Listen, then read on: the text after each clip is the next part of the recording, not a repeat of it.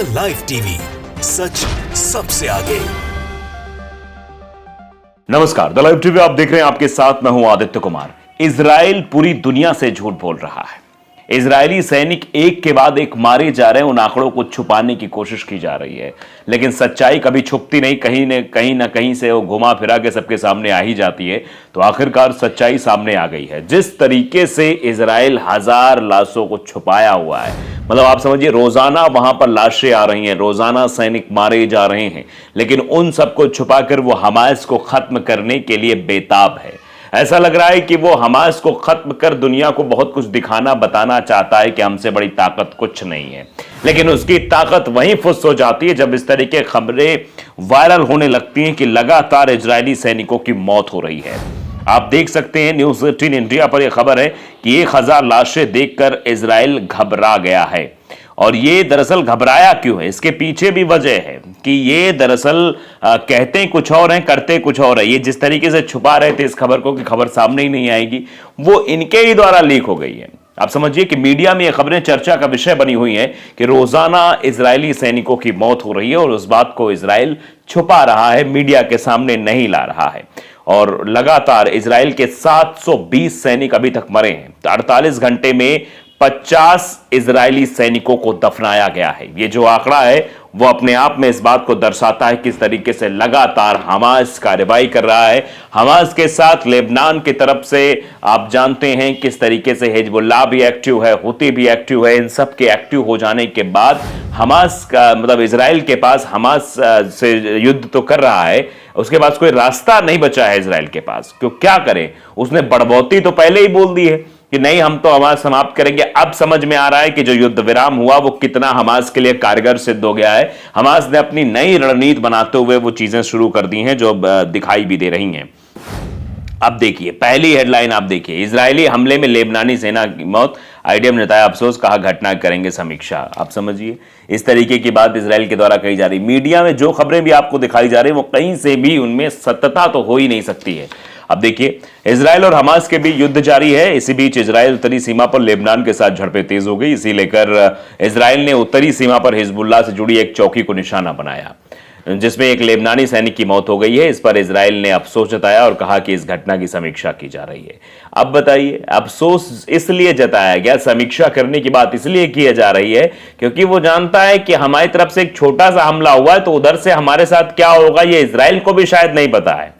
और इसीलिए वो कह रहा है कि इस घटना पर अफसोस है, समीक्षा करेंगे। इजरायली हमले के बाद लेबनानी सेना ने कहा कि इजराइल द्वारा की गई बमबारी में 1 जवान शहीद हुआ है और 3 अन्य घायल हुए। इस पर इजराइल ने भी बयान जारी किया और घटना पर खेद जताया। इजराइल ने कहा कि हिजबुल्लाह के कैंप के रूप में पहचाने गए एक स्थल पर गोलीबारी की, जिसमें सूचना मिली कि लेबनान में कई सैनिक घायल हुए। हमारे निशाने पर लेबनान सैनिक नहीं थे। इजराइल ने कहा कि आईडीएफ को घटना पर खेद है और इसकी जांच की जाएगी। बता दें कि हिजबुल्लाह ने हमास के हमले का समर्थन किया था। हालांकि हिजबुल्लाह के नेता हसन नसरल्लाह ने 7 अक्टूबर की घटना में अपने संगठन की भूमिका होने से इंकार किया था। उसके बाद उत्तरी सीमा पर लेबनान और इजराइल के बीच झड़पें फिलहाल तेज हो गई हैं। इजराइल ने हिजबुल्लाह को कड़ी चेतावनी दी थी कि तनाव को शांत करने के लिए हर संभव कदम उठा सकता है। इसे लेकर इजराइल ने सीमावर्ती इलाकों से लोगों को भी हटा दिया था, लेकिन वहां पर अभी भी संघर्ष जारी है। तो अब ये देखिए इन्वेस्टिगेटिंग जो है .com है, इसमें लिखा है कि गाजा लड़ाई में 3 इजरायली सैनिकों की मौत। 5 दिसंबर 2023 की खबर है। एक दिन में 3 और 50 दफनाए गए। अभी मैं आंकड़ा आपको बताता रहूंगा। 5 दिसंबर को इजराइल डिफेंस फोर्सेस ने बताया कि गाजा में युद्ध के दौरान 3 सैनिकों की मौत हुई है। झूठ कितना फरेब फैलाते हैं। वहीं 4 सैनिक गंभीर रूप से घायल हुए। एक बयान में आईडीएफ ने 3 मृत सैनिकों की पहचान कैप्टन ईटन फिश जो कि 24 साल के हैं, स्टाफ सार्जेंट तुवल याकोव सानी जो 22 साल के हैं और सार्जेंट याकिर येदिदा शेलोलेक्सी 24 साल के रूप में। इन तीनों ने 128वीं बख्तरबंद ब्रिगेड की 53वीं बटालियन में सेवा की। आईडीएफ ने कहा कि 4 घायल सैनिकों को वर्तमान में एक सैन्य अस्पताल में इलाज किया जा रहा है। नवीनतम मौतों के साथ 27 अक्टूबर को इजराइल द्वारा गाजा में जमीनी हमले शुरू करने के बाद से मारे गए सैनिकों की संख्या 78 हो गई है।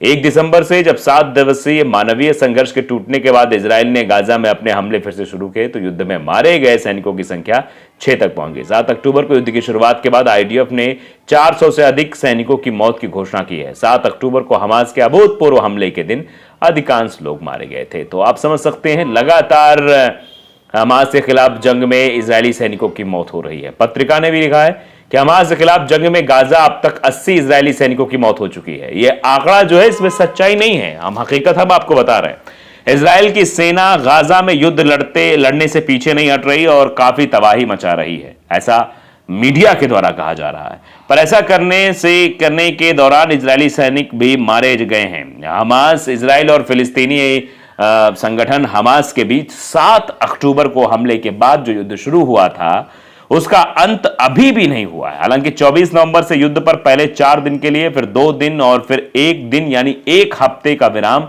जरूर लगा, पर उसके खत्म होने के बाद उसे आगे नहीं बढ़ाया जा सका। इजरायली सेना ने इस बात का दावा किया कि युद्ध विराम के खत्म होने के करीब 1 घंटे पहले गाजा की तरफ से दागे गए एक रॉकेट को इजराइल के मिसाइल डिफेंस सिस्टम ने रोका। ऐसे में युद्ध विराम खत्म होते ही इजरायली सेना ने भी गाजा पर फिर हमले शुरू कर दिए, वो भी और तेजी से। इजरायली सेना के हमलों में अब तक 16,000 से ज्यादा फिलिस्तीनियों की मौत हो चुकी है, पर इजरायली सेना के सैनिकों को भी इस जंग में अपनी जान गंवानी पड़ी है। हमास के खिलाफ युद्ध शुरू होने के बाद से अब जब से इजरायली सेना ने गाजा में अपनी कार्रवाई शुरू की है, तब से ही गाजा में तबाही मच गई है। हालांकि इजरायली सेना को भी अपनी कार्रवाई की कीमत चुकानी पड़ी है। हाल ही में इजरायली सेना की तरफ से इस बात की जानकारी दी गई कि जब से हमास के खिलाफ इजरायली सेना ने गाजा में जवाबी हमला शुरू किया है, तब से अब तक इजरायली सेना के सैनिकों की भी जान गई है। रिपोर्ट के अनुसार हमास के खिलाफ इस जंग में इजरायली सेना को भी काफी नुकसान हो रहा है। अब तक इस जंग में 80 इजरायलियों की मौत हो चुकी है, लेकिन यह आंकड़ा सिर्फ मीडिया में तैर रहा है, मीडिया में चल रहा है। असली चीजें जो है वो बताने की हम कोशिश कर रहे हैं। भयंकर बमबारी हुई है दक्षिणी गाजा में, इजराइल सेना भयंकर बमबारी कर रहा है, वहां पर 45 की मौत हुई है। अभी ताजा अपडेट हम आप तक पहुंचा रहे हैं। सीज फायर से पहले उत्तरी गाजा के आधे हिस्से को आईडीएफ ने पूरी तरह से घेर लिया और उसके बाद जमीनी स्तर पर कार्रवाई शुरू कर दी है। बड़े शहर जो यूनुस के पूर्वी इलाके में मंगलवार को इजराइल ने भयंकर गोलीबारी की है। बताया जा रहा है कि दक्षिण गाजा के सबसे प्रमुख अस्पताल नासिर में घायलों की संख्या लगातार बढ़ती जा रही है। बता दें कि इस सप्ताह में इजराइल की तरफ से 1 हफ्ते के संघर्ष विराम की घोषणा की गई है, लेकिन अब फिर से आईडीएफ ने जमीनी कार्रवाई शुरू कर दी। स्थानीय नागरिकों ने बताया कि यूनिस के पूर्वी क्षेत्रों में सीमा बाड़ पर पहली बार टैंक आए हैं।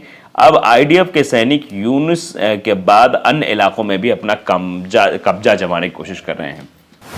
इजरायली सेना का लक्ष्य क्या है? हमास को समाप्त करने का लक्ष्य, और उस लक्ष्य को पाना नामुमकिन सा लग रहा है। हिजबुल्लाह भी है, हुती भी है, हमास भी है, हमास के पीछे ईरान भी है, तो उससे जीत पाना, उससे पार पाना इतना आसान काम नहीं, लेकिन फिर भी एक माहौल क्रिएट किया जा रहा है। सीज फायर से पहले उत्तरी गाजा के आधे हिस्से में आईडीएफ ने पूरी तरह घेर लिया और उसके बाद जमीनी स्तर कार्रवाई करनी शुरू कर दी।